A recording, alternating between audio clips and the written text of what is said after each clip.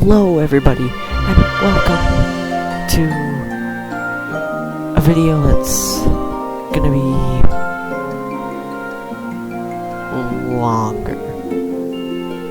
So basically, today I'm gonna be doing like a fairly long review of the game Pikmin 3, which I did my own Let's Play of.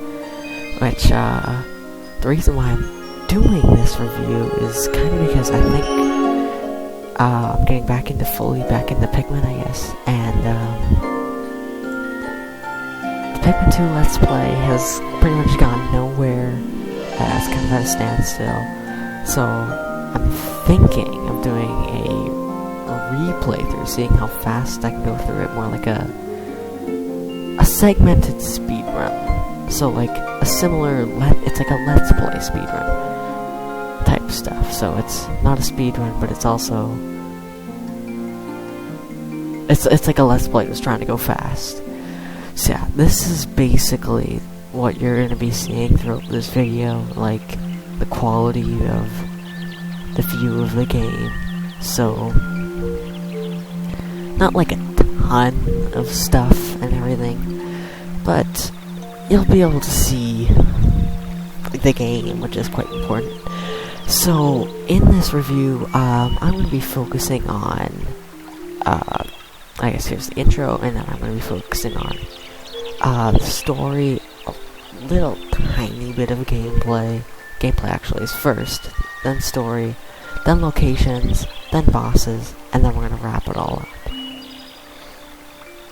So here you're seeing in the background day 1 of Pikmin 3, so right as you start the story mode, and yeah, there's, you get to play as Charlie for a little bit, you get to acquaint with your new Pikmin friends, you get to, yeah, it's fairly basic, you get all nice and up with them, you get all the buddies together. And, yeah, this is really, Charlie's section is the main tutorial here. So what you're seeing right now is the tutorial on how to play Pikmin 3. It teaches you to whistle, it teaches you how to throw Pikmin, how to disperse Pikmin. As you can see, I'm trying to target, because that's a system in Pikmin 3. Targeting you don't unlock for a little bit. So, yeah. So Charlie here, he just kinda does his thing. And then he, goes into, he's in a second here. He's going to, walk into a cave, which, let's see what happens here. And it doesn't go too well for the boy, Charlie. He gets zoinky bloinked. And then we shift to Alf, so it's obviously a little skip ahead in time. There's a little bit extra stuff with Alf, but here you meet Red Pikmin, where they're officially part of your team. And, yeah. Red Pikmin are now on your team, but now we're gonna go into gameplay. So, gameplay-wise, Pikmin 3 is very, very fun. The control scheme is very good. I would say it's probably, in my opinion, I've only played Pikmin 1 and 2, or sorry, 2 and 3. I want to try and play 1 here. I've played them all, I guess 2 and 3 on the Wii U, Pikmin 2 digital version. With both of those, I prefer Pikmin 3's control scheme. I like the way Pikmin 3's, for one, the AI is a lot better, so that makes it a lot easier to control to start. And then, one of the big changes from 2 to 3 was the charge ability, which replaced the swarm ability. So in Pikmin 2, you hold down a button and you can direct your Pikmin anywhere on the screen. But with the charge ability, you can send all your Pikmin forward at once, and they just charge. Hence the name. They target whatever you're going for, so it's a lot more convenient. In Pikmin 3 Deluxe, it's changed a little bit, so it's a little more convenient, but at the same time, it's a little less convenient. But I'm not going to get into that right now, because that's Pikmin 3 Deluxe. This is just normal Pikmin 3. The Wii Remote nunchuck pointer controls are the way to play. The Wii U gamepad is made as a controller option, but as you can see in the background, I'm using Wii Remote controls. The Wii U gamepad is just... I tried it. It's very difficult to play and throw Pikmin with. If you use it, that's the way you like to play. The GameCube versions of the first two games, those ones, just by watching videos, look a lot harder to play. The Wii Remote controls, they just make the game so much easier, so much more precise, if you have a good sensor bar. But yeah, gameplay-wise, the game works really well. It's just perfect. I think difficulty is balanced as the game slowly gets harder, making it you have to be a little more skilled with your movements. But yeah, concluding, I would rate the gameplay 4 out of 5. Controls are perfect. And now it's just a story. So, the story mode. Which, I like the story mode. I didn't download the DLC, so the story mode is the reason I play this game. And, the story itself, after watching a couple videos, I wouldn't say the story is the game's strong point. I really like this game. It's so beautiful. It's so realistic looking. Just the only problem with it is the story is just samey. It's the story, you find a signal, you go to the signal. So first, you get Alf, you get on the Drake, you find Brittany's signal, you go to it, you say Brit, you get up in the air, you find a new signal, you think it's Captain Charlie, you go to it, you get a new device to get another signal, so you can go to it, you save Charlie, then you go back up in the air, and then you get another signal, etc., etc. It's just the same thing over and over again, which isn't bad. It's not trying to do something. I feel like it could be better, but at the same time, there's not much it can do. Like I said, I really like the story mode for this game. It's super cool. Like I said, graphics are beautiful, and as you're seeing now, the signal to Captain Charlie's place in the distant tundra, where you get to find that signal, you just get pointed all around PNF 404, and I think that's the thing. For me, in my opinion, the story is the only thing that kind of pulls this game back. And the fact that it was on the Wii U, which didn't have the best reputation for the best games, but now that it's released on the Switch, it's already the best-selling Pikmin game. It's already sold the most copies of any Pikmin game ever. Pikmin 3 Deluxe has rejuvenated Pikmin, I think, and that brings real potential for Pikmin 4. But either way, I'm not talking about Deluxe right now, I'm talking about the Wii U version, and the story just lacks a little bit, so to the story, I would give it a 3 out of 5. Now we're going to move on to locations.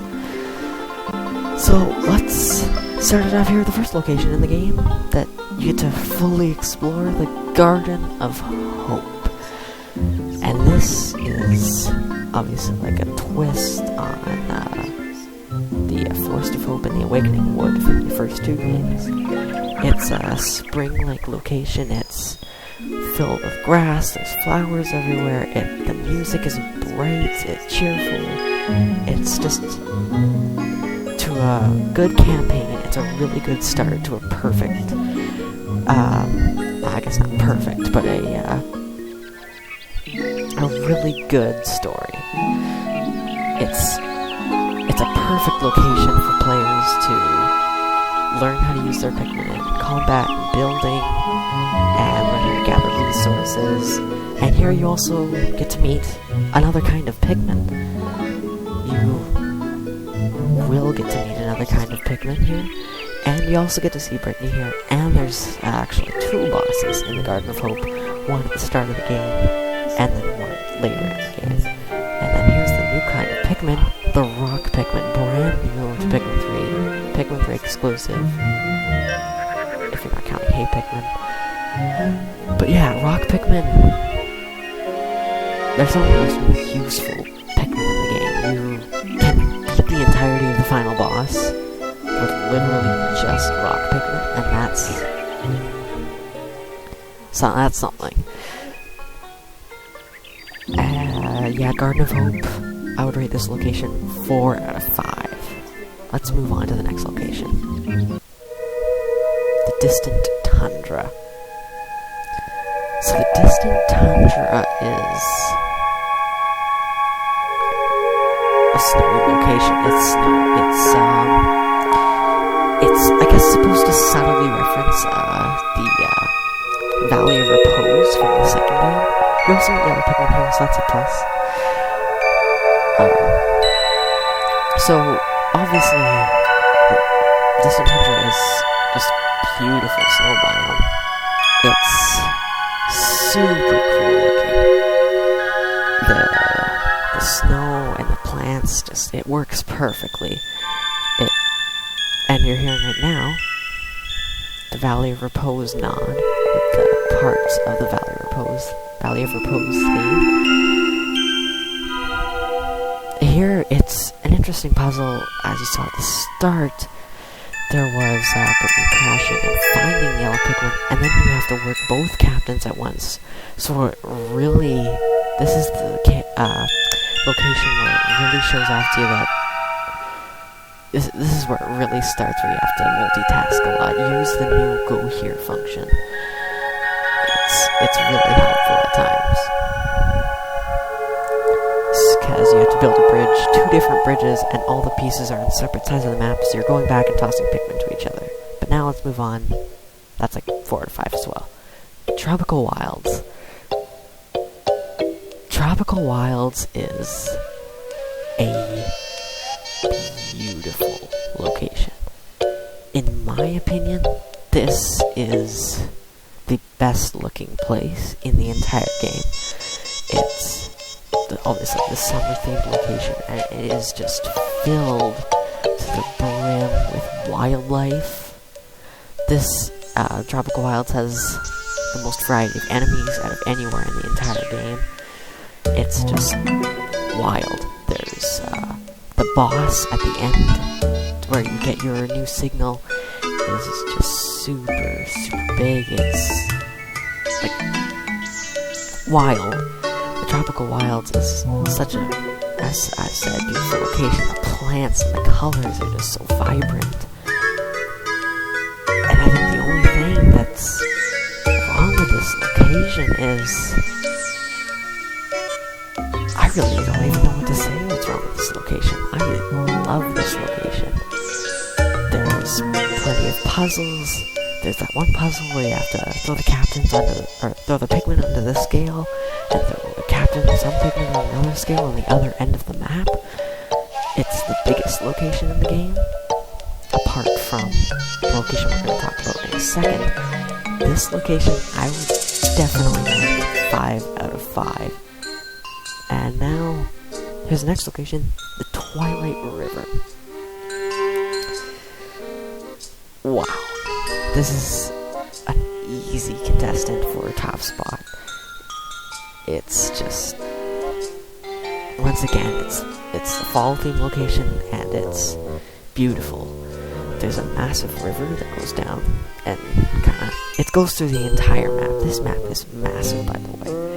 There's 2 different sections to it, so there's a loading zone, in between different sections of the map, and the second half is a lot bigger than the first half. It's unbelievable how big this is. It really shows you the jump in hardware that we've had from, I guess, the GameCube to the Wii U. It was a 9-year wait for diehard Pikmin fans, and as you can see here, I'm trying to do a little jump, but can't do that. It doesn't work. You can, but only speedrunners do that. But the water here, it just fills the entire map. You get winged Pikmin here, and that is a massive plus. Winged Pikmin, in my opinion, are probably some of the most helpful Pikmin ever. They do different routes to gather fruit. So if you're carrying, you've got to get fruit back. They're not very fast, but at the same time, they can fly over enemies, meaning that they might not die, and the fruit can just knock them over. I would rate this location 4 out of 5. I love the boss here too. And finally, the Formidable Oak. This is not much to say, it's just an oak with a gauntlet inside, and the final boss is here. So yeah, 3 out of 5 for me. And now, just quickly shifting here, I guess, bosses. Not much I had to say about Formidable Oak. I'll talk more on it later. The bosses here, you're seeing the Armored Maudad fight. It's the first boss in the game in the Garden of Hope, where it really showcases the abilities of the Rock Pikmin. And all you have to do is all you have to do to defeat it is break the last part, furthest back part at its tail, and then just a red Pikmin at the end. It's done. It's super quick, easy, it's a good start to the game. I really like this boss. 3 out of 5. But then the next boss, the Sand Belcher Mirror Slug. So first when you walk into the arena, you just see the device. See nothing of it. If I was playing through this game for the first time blind, I would think, okay, that's easy. And that's what I did think back in 2013, when I got the Wii U. And then the ground starts to sink, and then sinkhole. And then you get launched up in the air, and then there's this massive earthworm that, oh my goodness, that is massive. So its main attacks are to, it travels underground like as you're seeing now, and then it will create a sinkhole, and then it will just peek its mouth out and just try and eat Pikmin. This is like the danger phase of the fight. Not much you can do there. You can charge your Pikmin or throw a bomb rock into it and blast it out of the ground early. Another one of its attacks is this one, where it rises out and it will spew rocks at your Pikmin. The only downside with those rocks is they can't hurt Pikmin. So here, I didn't know you could charge Pikmin in, so I'm losing a couple of Pikmin here. I've lost a lot already. Really what I should be doing instead of whistling, I've already lost a ton right there. I lost 10 Pikmin. I should have charged, but not much you can do. At the end of the fight, it creates a massive sinkhole. It covers the entire arena. It's so big. However, this boss, in my opinion, don't go off that gameplay, but in my opinion, looking back on it now, this is by far the easiest boss in the game. The Armored Maudad is supposed to be the easiest, which, if you're good at the game, yes, it's gonna be the easiest. Fast, but let's move on. 4 out of 5. The Behemoth Phosphat. This boss has the most unique fight. It has its own boss theme. Every boss other than the final boss and the Behemoth Phosphat share the same boss theme with similar differences. Not differences, but similar tones of music and everything. And the Behemoth Phosphat is just a wonderful fight. It really showcases the alien planet you're on. Your entire goal throughout this fight isn't to just toss Pikmin away and away at the boss. What you're doing throughout this fight is you're using your newly found, at this point, yellow Pikmin. And with their new ability in this game to conduct electricity, you're tossing the yellow Pikmin at wires and lighting lamps, lighting light bulbs, and that will reveal the Phosbat and stun it for a temporary amount of time. Can't look it up and do that. Poisoning all your Pikmin, obviously you can whistle them. And from what I've seen, this is the only part of the game where it's like there's actual poison ability. Since there's no white Pikmin in the main campaign, there is no reason to have poison, but that's, I think, the only place where it comes back in the main story.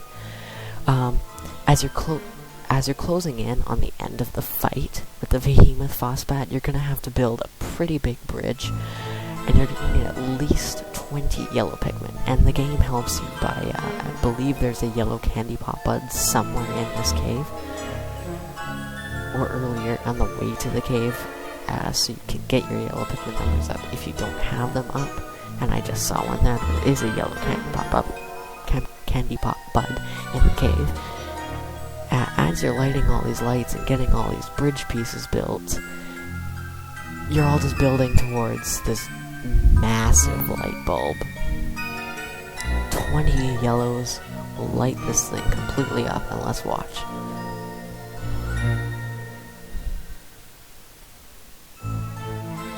It lights up the entire cave, so the Behemoth Phosbat is now fully stunned. Can't do much. But I guess we're moving on here, so I'd rate that fight definitely 5 out of 5. I love that fight. Then we got the Scornet Maestro, and this is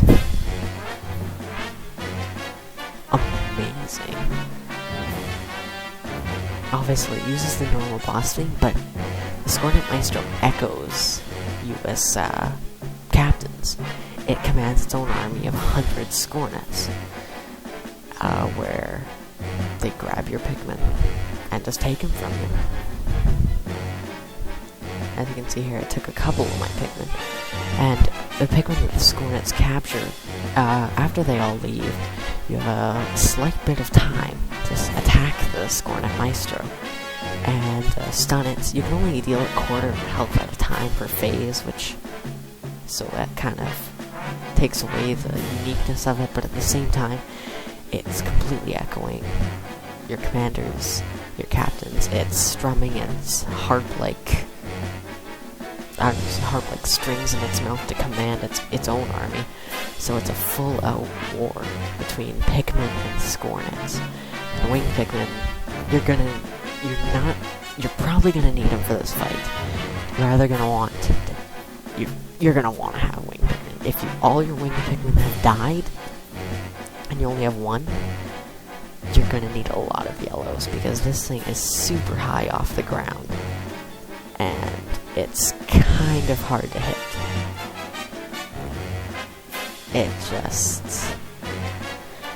If you don't have winged Pikmin, it makes the fight a lot more difficult.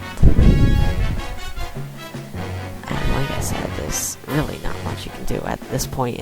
Later in the fight, as you can see right now, they kind of surround your Pikmin, and what I did there is I tried to get a jump and had the winged Pikmin attached to it early, but it just doesn't work. If the Scornets are attacking, you cannot attack the Scornet Maestro. And here I will be defeating it. If you charge all 100 Pikmin at it, you're probably not going to lose. And then you'll get awarded with Louie, which is your signal you were tracking.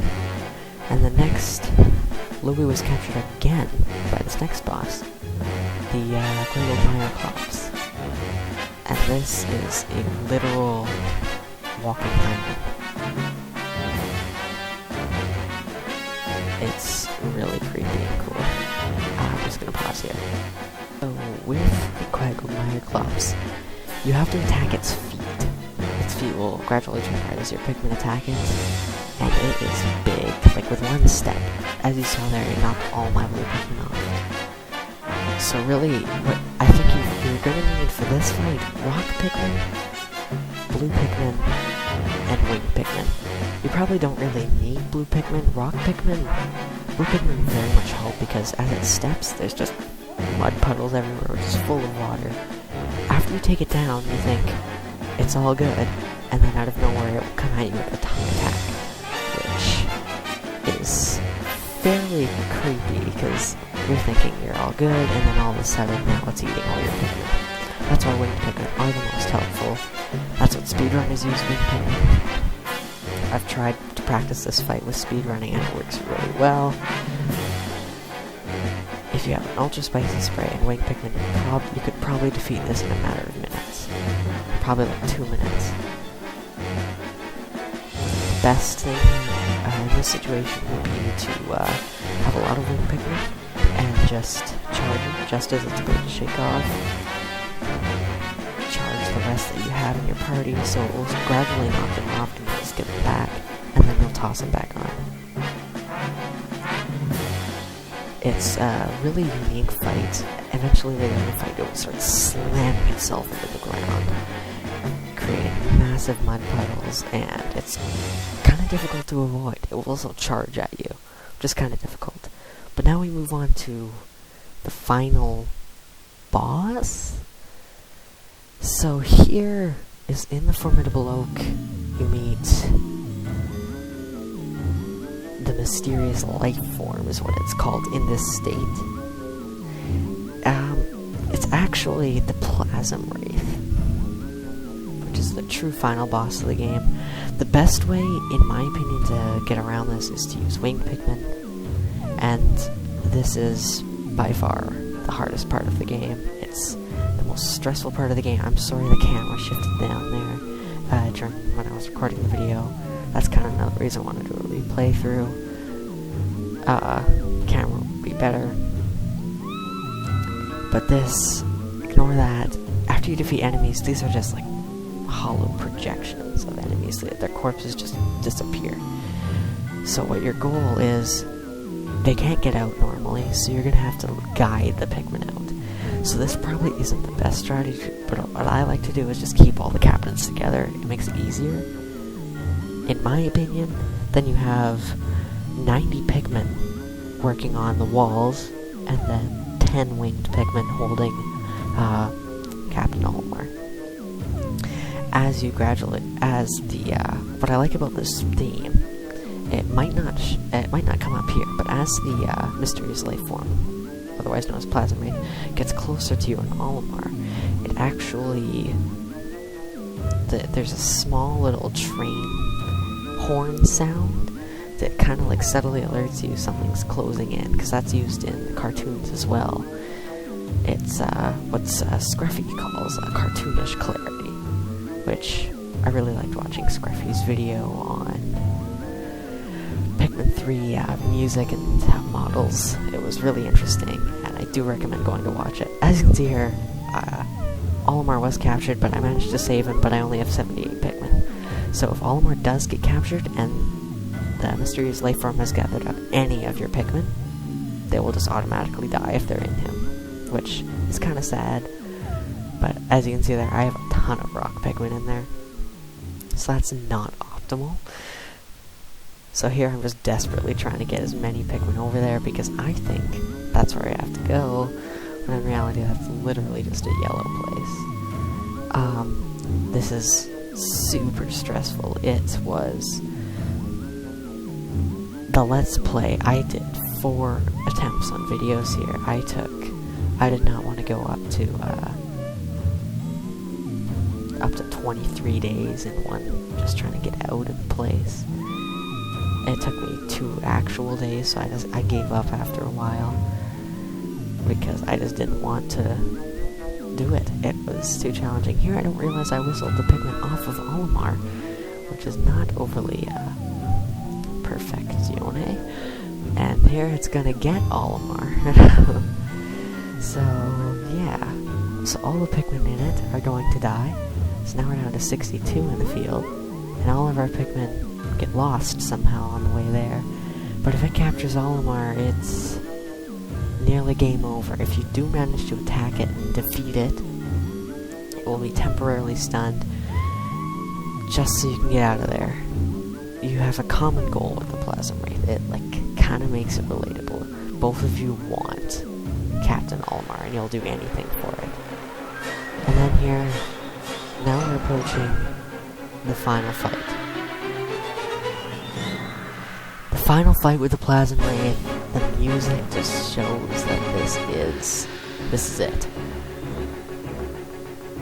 This is your final test. So it comes out, grabs Olimar, and the best strategy is actually surprisingly to rock Pikmin. So what I went with here is let's see what I go with. 50 or 45? I'm not sure what I'm gonna go with here. 40 rock Pikmin. So it's an interesting strategy. Usually people, speedrunners will use just 100 rock Pikmin, use Ultra Spicy Sprays, and discharge it. And that's actually the easiest way to defeat it. And here you can see I went with 100 rock Pikmin. It's just, the Plasma Wraith will gradually just kind of turn in on itself and throw these golden particles out, and you have to destroy those golden particles, which are pieces of its body. If not, it will regenerate. The best part about using rock Pikmin only for this fight is the Plasma Wraith's main attack at the start of the fight is just a jab at your Pikmin, and it can't grab rock Pikmin, which makes it the most useful. Rock Pikmin are the most useful type. Then it will start spewing elemental attacks, which is what I'm going to do here. So I'm going to discard some of my rock Pikmin, and I think we're going to get down to like a more even split here. Usually speedrunners will literally just stay with rocks, and the best thing, the only elemental attack you can actually attack is the fire one for red Pikmin, because they'll hit it and then they'll set it on fire, meaning they'll have to whistle quickly. It's a fairly challenging fight if you're good at, if you know what you're doing and you think you're ready. It's a really good fight. I just realized I forgot to rate the Michael Meyer Club's fight. That was a 4 out of 5. This fight here, it gradually gets more and more challenging as the race gets smaller. It wants more and more just to destroy you because it knows it's getting weaker, and you also know it's getting weaker. So your goal, as you slowly defeat it, you know you're getting closer and closer to getting home. And the music here reflects really it's a common theme, and then in the background there's this alien-like tone to show you exactly what you're fighting is, a mysterious creature. And that's the flying elemental attack. It will eventually start flying up, which if you can fire winged Pikmin at it and just bring it down, but it's really not worth it. Unless you're a speedrunner. I'm not sure what that was on there for, but ignore that one. Yeah, you just throw Pikmin at it. That's all you do with this boss. But I love the way they chose to go with. In Pikmin 2, they had elemental bosses, but that one was kind of unbalanced because electricity could insta-kill your Pikmin. And you could just use yellows for the fight and be perfectly fine. This one, they perfectly balance all the elements, so you're supposed to use all your kinds of Pikmin to get the best advantage. At this point, at this health, you could probably just send all your Pikmin directly at it and completely ignore the elemental attacks, because it's already super weak. And as it spits out these elemental attacks, it actually loses HP. So as it absorbs the elemental attacks, it just gains the HP back it lost. So you want to destroy them as quickly as possible to keep it at a lower HP. When I first did this fight, this was actually during this Let's Play. I apologize for the bad camera angle, but this is the first time I ever did this fight. The first time I played through Pikmin 3, I was on day 49, and I couldn't figure out how to get, to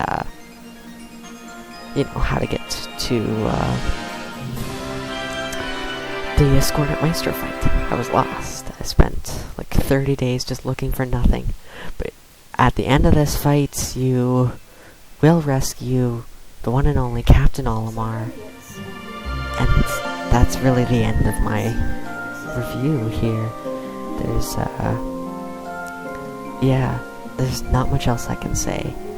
I love this game. I think it's just amazing. I love the way the graphics are. Everything's works perfectly. There's, I guess the only complaints are the story mode and the amount of fruits that are placed underwater, and that you get blue Pikmin super late in the game, which kind of makes it an inconvenience. If you're trying to 100%, you have to wait till pretty much the end of the game and then go back. Either way, this is such a strong game. I just love the sheer amount of, I want to say, perfection in this game. And that's a strong word, but no other game that I've ever played. I've played Mario games, I've played Legend of Zelda games. No other game has made me feel more engaged in the environment and feel like it's just a real living ecosystem than Pikmin 3. It's perfect. I'd like to thank you all very much for watching, and my final score for Pikmin 3 out of 10 is a 9 out of 10. It's just, like I've explained before, I love it. Thank you all very much for watching, and I'll see you all later. Goodbye.